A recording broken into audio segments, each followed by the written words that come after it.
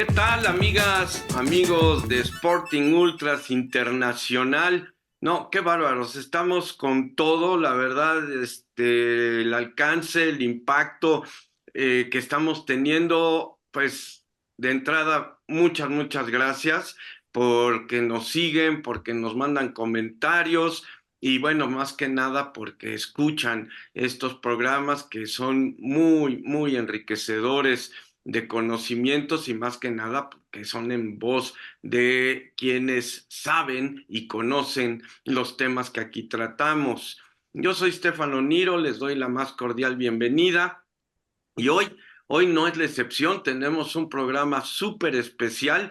Bueno, ante todo agradeciendo a nuestro aval, a marca Now, pero ahora también nuestro auspiciante Volare, el proyecto que junto con la Cámara Italiana de Comercio está impulsando, está dándole una dinámica totalmente innovadora aquí en México sobre el deporte adaptado y en particular el tenis en silla de ruedas, pero no es el único, por supuesto, porque obviamente el alcance también de lo que podemos hacer, incursionar, investigar e impulsar es prácticamente muy vasto. Y bueno, como pueden ver y si la reconocen, tenemos nuevamente aquí a nuestra querida embajadora del proyecto Volar en México, Claudia Taboada, quien ha sido muchas veces campeona en diferentes países e incluso en diferentes niveles antagónicos mundialistas en el tenis sobre silla de ruedas. Ante todo, Claudia, bienvenida, ¿cómo estás? Qué gusto verte nuevamente. Igualmente, Estefano, como siempre es un gusto y un gran honor poder compartir contigo este espacio y con todos tus seguidores. No, al contrario, muchas gracias a ti y Claudia, gracias también a tu gestión. Estamos aquí delante, ni más ni menos que de una eminencia. Platícanos brevemente quién es nuestro invitado para que podamos charlar con él. No, tenemos de invitado este día a una gran personalidad porque es un gran conocedor de tantas cosas. Es como tratar con una persona que ha vivido tantas facetas y tiene tanto que otorgar a los que nos están escuchando, que bueno, creo, Estefano, y has de coincidir conmigo, que una pequeña entrevista no es suficiente para todo lo que él tiene para decirnos. Yo lo conocí hace poco, él es Agustín Gutiérrez, es licenciado, es notario. Él es un gran hombre, un gran caballero, luchador, que también ha venido con una discapacidad, luchando a través del tiempo y sobresaliendo, ejerciendo una carrera muy difícil, muy pesada, pero que él ha sabido manejar muy bien y que es un gran reflejo de que cuando se quiere, se puede. Vaya que sí, gracias, qué bonita introducción. Y Agustín, pues bienvenido, ¿cómo estás? Qué gusto saludarte. Muy bien, muchas gracias, Claudia. Muchas gracias, Stefano, por la invitación. Pues aquí estamos listos y para esta pequeña charla que tengamos y para ti, para ustedes y para todo tu público, toda tu audiencia. Agustín, los temas que podríamos abordar contigo son innumerables. Amigas, amigos de Sporting Ultras Internacional, Agustín Gutiérrez, y ya como bien dijo Claudia, él es un reconocido notario, abogado también, pero también es deportista, es un gran atleta, ha sido pues incluso de deportes de motor aéreos, ¿no? Entre otros, porque también tenis, golf, etcétera. Ha estado en un sinnúmero de deportes, pero también lo importante o interesante aquí, como bien dijo Claudia, Agustín, tienes una discapacidad. ¿Nos podrías platicar un poco, no solo de la discapacidad, sino de cómo lo has integrado, obviamente, a tu vida personal, a tu vida particular, a lo largo de toda tu vida, pero también en el mundo deportivo? Pues mira, como verás, yo tengo una discapacidad, yo nada más tengo un aparato para escuchar y platicar con ustedes, porque tengo, soy sordo total de este oído desde que nací, y nada más escucho actualmente hasta un 40% de este lado. Desde luego uso auxiliares auditivos para ayudarme a poder interactuar, porque pues desde luego la discapacidad auditiva pues genera muchas barreras de, para poder tener una interacción social, por ejemplo, por poder comunicarte con las personas, porque una de las cuestiones más importantes que no hay que perder de vista es que empezamos a aprender a hablar por el oído. Los niños empiezan a aprender a repetir las palabras que les dicen sus padres por lo que van escuchando. Y van escuchando desde que están en el vientre de su madre. Van aprendiendo a reconocer la voz de su madre. Entonces, por eso siempre hay desde el oído se empieza a generar esa unión entre madre e hijo. Y pues bueno, desde luego, pues como ya se los mencioné, pues es uno de nuestros sentidos más importantes, porque a través de él, pues no podemos nosotros comunicarnos adecuadamente si no podemos escuchar bien lo que nos están diciendo. Entonces, pues bueno, desde luego hay los que son sordos totales que usan el lenguaje, o los sordomudos, por ejemplo, que usan el lenguaje de señas, que cosa curiosa, ningún país en el mundo, no hay lenguaje de señas universal, por cierto. Qué bueno que tocamos este punto para que la gente lo sepa, porque cada país tiene su propio lenguaje de señas.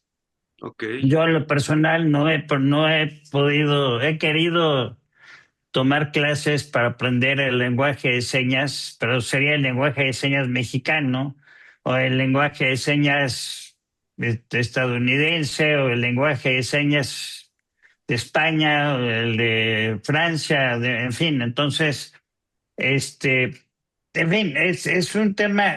Ahora, esto, desde luego, a mí me generó muchos problemas para poder entrar. Yo, no, gracias a mis padres, nunca me metieron a una escuela especial o algo así como muchas veces ocurría. Yo nací en 1963. Entonces, en aquel entonces, pues no había el conocimiento de la ciencia que hoy tenemos, ni los medios tecnológicos, científicos y demás, y avances que hoy, gracias a Dios, tenemos, ¿no? Pero gracias a Dios, mis padres me impulsaron, me metieron a una escuela normal, como todos mis hermanos, y ahí empezaron mis primeras dificultades, porque a mí mi audición, mi pérdida auditiva, quien me la descubrió fue mi abuela, a la edad de 5 años. Estaba yo viendo una obra de teatro con mi abuela estaba sentada a mi derecha. Y cuando mi abuela me hablaba, o yo le hablaba a mi abuela, cuando mi abuela me hablaba, yo me volteaba precisamente para que mi oído izquierdo pudiera estar puesto para poder escuchar a mi abuela. Entonces mi abuela, pues obviamente, pues como hija de un gran médico que fue mi bisabuelo, pues dijo, pues algo tiene este niño, ¿no? Entonces de ahí empecé, pues, la primaria. Para mí fue un evento un poco traumático usar el primer aparato auditivo que tuve, ¿no? Porque pues está como, digo, la gente que usa lentes, yo ahora uso lentes ya por la cuestión de la edad y lo demás, pero entonces pues, la gente que usa lentes pues, no es más común, ¿no? Pero la gente que está usando un aparato auditivo para mí y los niños eran, ya sabes que la infancia, las primeras Sí. etapas de la vida de los niños son tremendamente crueles. Sí, Hay que claro. decirlo. correcto. Entonces, Es verdad. pues fue objeto de bullying, ese tipo de cosas, pero fueron cuestiones que obviamente fui superando. Y la discapacidad tiene una de las grandes maravillas de la discapacidad, es la capacidad del ser humano para compensar.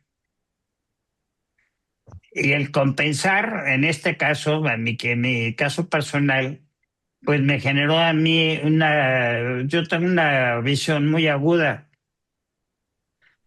Todo eso, veo más de lo que, o sea, no quiere decir que yo tenga, que yo tenga una visión así como de Superman. Lo que trato de decir es que mi agudeza visual me he vuelto una persona muy visual, entonces recuerdo mucho las cosas Ok, y tengo una memoria fotográfica.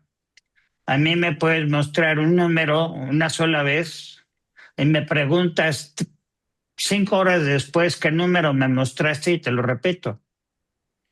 ok, ok, Entonces, digo, interesante. es interesante ese tipo de cuestiones. Entonces, la compensación, desde luego, también, yo recientemente, hace algunos 2, 3 años, pues, es una pequeña historia, pero interesante para toda la gente que tiene discapacidad.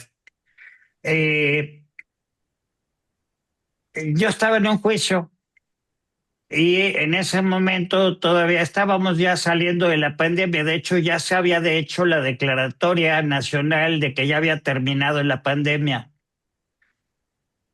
Pero, pues bueno, llegó la audiencia y estaba el juez con su cubrebocas. Eso para mí, pues sabrás cómo me generó una dificultad, porque yo no puedo hablar con la gente si no le estoy viendo que que tengo que leer los labios, tengo que parte de tu manera de auxiliarte para entender qué te están diciendo, pues es justamente poder ver sus movimientos de sus labios. Oh, claro, claro. Entonces, no se quería quitar el cubrebocas, y no se lo quitó.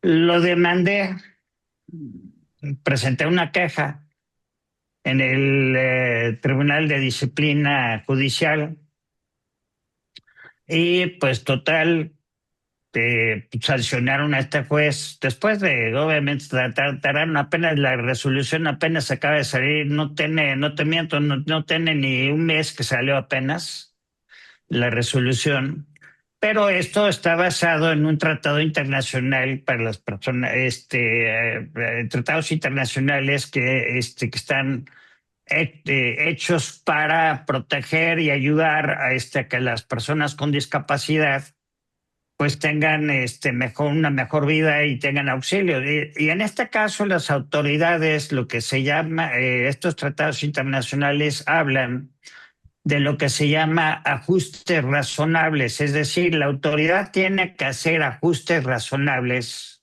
para poder darle acceso a las personas con discapacidad, al acceso a la justicia, al acceso a servicios, al acceso a muchos tipos de cuestiones.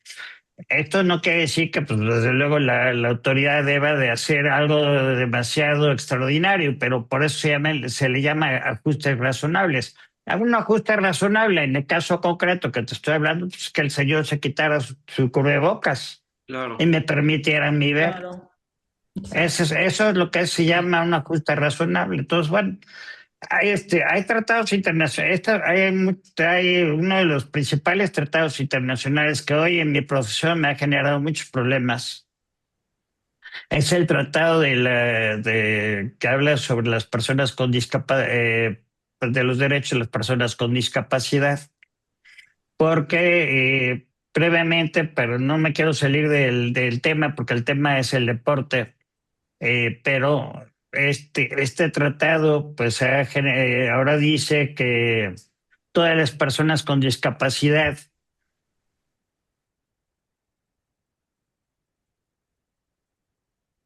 Es, perdón, entonces, decías. sí, entonces les comentaba, este tratado una de las cosas que es un error desafortunado en este tratado es que el artículo 12 de la Convención sobre las Personas con Discapacidad dice que todas las personas con discapacidad tienen capacidad jurídica. Esto es un gran problema desde el punto de vista legal, porque pues una persona que está en estado vegetativo, para hacer el caso extremo, pues no, evidentemente no va a poder ejercitar sus derechos. Por eso en el derecho se hace una distinción de lo que es la capacidad. Una es la capacidad de goce, que es la que tiene toda persona desde que nace. O sea, yo desde que nazco puedo recibir una herencia, puedo tener propiedades. O sea, mis padres me pueden poner una propiedad a mi nombre. En fin, y la otra capacidad es la capacidad de ejercicio, que es la que normalmente pues, adquieres a partir de los 18 años. Es decir, un menor de edad pues, no puede firmar un contrato, sería inválido, pero ya cuando cumple los 18 años en general, con lo que se le conoce como la mayoría de edad, este, pero también hay personas adultas que a pesar de ser mayores de edad, pues pueden ser incapaces. Así estaba la ley, pero ahora la Suprema Corte de Justicia, hace como aproximadamente 2 años, declaró inválidos ciertos artículos del Código Civil que justamente hacían esta distinción de la capacidad de goce y de ejercicio. A mí me parece un error y esto ha sido un verdadero problema. Pero el origen de este tratado, que es la parte importante, es que originalmente Estados Unidos fue el promotor de este tratado, porque en inglés el discapacitado se le dice disabled. Y el disabled o sea, era un tratado que lo que perseguía era pues tener barandales, tener rampas, tener elevadores, tener ¿cómo se llama? Que, por ejemplo, las personas invidentes que Braille. puedan tener el braille en los elevadores o en los letreros, en fin, ese tipo de cuestiones. Pero pues te generó en una situación que obviamente pues se olvidaron de los discapacitados. Hablamos de la discapacidad motriz o la discapacidad auditiva o la discapacidad visual, ¿no? Pero no la discapacidad intelectual, que esa es otra historia, ¿no? Esa puede tener Variantes. muchas variantes, ¿no? Entonces, una persona que está con demencia senil, por ejemplo, pues ya hay que darle otro tipo de tratamiento, ¿no? Pero bueno, ese no es el tema. El tema, desde luego también, bueno, yo he practicado desde muy joven. A mí me gustaba mucho el fútbol y tuve la oportunidad de jugar fútbol, desde muy pequeño, y después, cuando yo me quería, uno de mis entrenadores me llevó a entrenar a un equipo y pues me empezó a gustar mucho, mucho más el fútbol y me senté a mis padres que yo quería ser futbolista. Entonces, pues lo primero que hizo mi papá fue me regaló una raqueta de tenis. Y Mira. así es como dejé el fútbol y me fui al tenis. Y pues, desde joven empecé a practicar el tenis de manera amateur. Nunca lo hice de manera profesional ni nada, pero sí llegué a jugar con jugadores de muy buen nivel. Tuve la oportunidad de conocer a algunos de ellos, de tenistas importantes, tanto nacionales como internacionales, aquí en México, en Estados Unidos. Y fui, por cierto, un visitante muy frecuente de un torneo internacional que se hace aquí en la Ciudad de México de los juniors. que es en yo no recuerdo, ya no sé si lo sigan haciendo, que era en el Club Casablanca, que estaba aquí en Santa Mónica. Que es, de ahí salieron muchas de las que fueron después, triunfaron en ya en las ligas más profesionales. Por ejemplo, tuve la oportunidad de conocer a Juan Martín del Potro, por ejemplo, cuando era un chamaco de 16 años. Ya era una cosa tremendamente alta, ¿no? Pero bien, el tenis fue un deporte que yo practiqué durante 40 años. Dejé de practicarlo desafortunadamente porque yo también practiqué los deportes aéreos. Eh, lo que era los aviones ultraligeros, que son el ala, el hang, como los hang gliders, y también y bueno, estuve practicando también ese deporte porque mi padre y mi abuelo pues fueron pioneros de la aviación aquí en México. Entonces, pues, es algo que toda mi familia vuela, mis hermanos vuelan, todo el mundo vuela. Perdón, Y Agustín, perdón, sí, perdón, porque no te quiero interrumpir, pero está interesantísimo todo lo que comentas y da pie para muchas preguntas que seguramente también quienes nos siguen, quienes nos escuchan y ven, nos mandarán en su momento algunas preguntas para ti. Pero para mí, escucharte que jugaste tenis, que volaste highlighters, etcétera. Eh, en esta relación oído, por lo que tengo entendido, allá dentro está el sentido del equilibrio.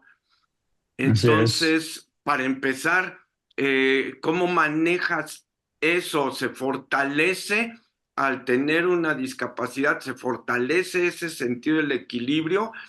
O incluso el de la orientación, que está pues, muy apegada a la cuestión Ujú. del equilibrio. Estar, digo, en el aire, yo nunca me he subido a un parapente o a un ultraligero. Vamos, no he practicado esos deportes de aéreos, pero me quiero imaginar que requieren de ese sentido de orientación y de saber qué está pasando a los alrededores, para no hablar de que también hay que escuchar lo que está sucediendo a nuestro alrededor. Bueno, desde luego, sí.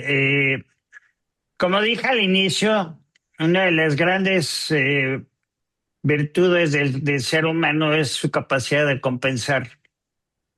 Entonces, desde luego, sí se llega a tienes que compensar en ciertas cuestiones, pero el oído no es un problema tanto desde el punto de vista de la orientación y demás, porque lo que se necesita más en la aviación es algo que se llama que estar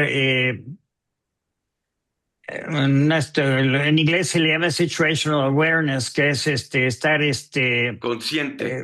consciente de la situación, de lo que está, de tu entorno, de lo que está pasando, y demás. La orientación, desde luego, pues sí, también es una cuestión. Yo soy una persona extremadamente orientada, gracias a Dios, por la aviación. Eso me enseñó a mí de una manera. Pero se tiene que compensar también en el tenis. Por ejemplo, yo traté de practicar el esquí hace muchos Ok. años, de los viajes que hacíamos y pues el esquí sí para mí fue un deporte que me costó mucho trabajo y difícilmente lo pude practicar porque el equilibrio ahí sí, sí tienes un problema de poderte balancear bien y mantener tu cuerpo, cosa que en el tenis, pues como tienes piso firme, no estás, este, digamos, deslizándote ni nada de eso, pues obviamente es un poquito más fácil compensar. Es entendible. Oye, Ujú. Agustín, qué bonita charla, la verdad. Como bien dijo Claudia en su momento, vamos a tener que realizar un segundo y hasta un tercer programa. Pero una de las cosas que también nos tiene aquí y por la cual Claudia nos pidió platicar contigo es porque también eres una persona que está consciente y preocupada por el desarrollo de las actividades del deporte y más en la cuestión de adaptado o de discapacitados. Y eres el primer mexicano que apoya el proyecto de Volare, que es un proyecto que viene desde Italia, pero tú eres el primer mexicano que está ya con la función pues, prácticamente de patrocinador del proyecto Volare, lo cual, bueno, pues se agradece infinitamente y bueno, lo reconocemos aquí abiertamente, que ojalá se sumara más gente, empresas, instituciones a apoyar no solo a Volares, sino en general a apoyar el desarrollo de no solo el deporte y sus tecnologías, sino también este tema tan ambiguo que es el de la equidad y de la inclusión, porque a todas luces también nos queda muy claro, al menos a mí, que esto de la inclusión en realidad no es tan inclusivo cuando lo vamos a ver ya en sus efectos, ¿no? Falta de servicios, falta de equipamientos, ya no hablemos de las rampas, que eso es como lo más elemental, simplemente las alturas, los elevadores que ya habías mencionado. Y bueno, pues te queremos agradecer muchísimo y me tomo la libertad que a nombre de Volare, pues agradecemos abiertamente y públicamente tu contribución a este proyecto. Muchísimas gracias. Claudia, ¿tendrás algún comentario, alguna pregunta? Tenemos todavía un par de minutos para ello. Claro que sí. Bueno, igual como tú lo has dicho, Estefano, me gustaría agradecerle y aplaudirle a Agustín por haber confiado en el proyecto, por ser el primer mexicano que llevó a cabo el patrocinar nuestro proyecto. Y esa confianza, bueno, esperamos que se sumen más para que podamos proyectar en México el beneficio de apoyar y de incluir, de inclusión y de generar como que más conciencia también a nuestra sociedad para, y hablo en general, no hablo solo del deporte, de que la discapacidad pues también simplemente es una circunstancia, pero todos estamos en un mismo mundo y tenemos las mismas oportunidades. Eh, sí, me gustaría también hacer una pregunta hablando del tenis. Eh, Agustín, el tenis, tú sabes que también es un deporte en el que hay muchas llamadas de atención en cuestión de los contrarios, ¿no? Que si te marcan una bola afuera, que si fue o un árbitro, o bueno, siempre hay que usar el escuchar, ¿no? El tema de auditivo.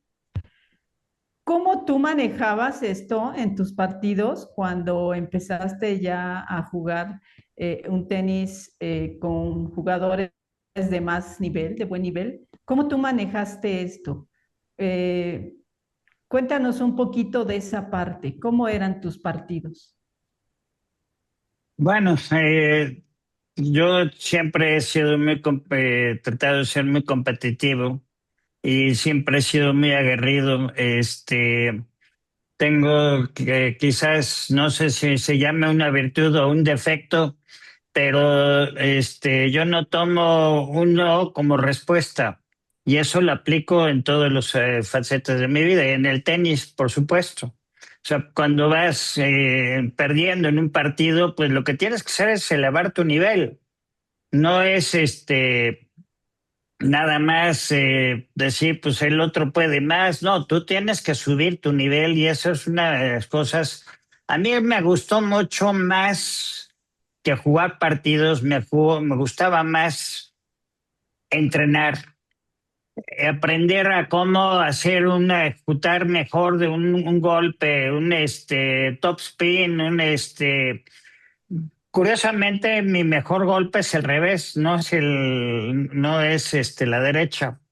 Hace muchos años mi derecha era probablemente mejor que mi revés, pero ahora es mi revés, precisamente porque como mi golpe débil era el revés, que es normalmente el golpe que a todos los tenistas les cuesta más trabajo desarrollar, porque normalmente somos o diestros o zurdos, pero no somos ambidiestros, ¿no?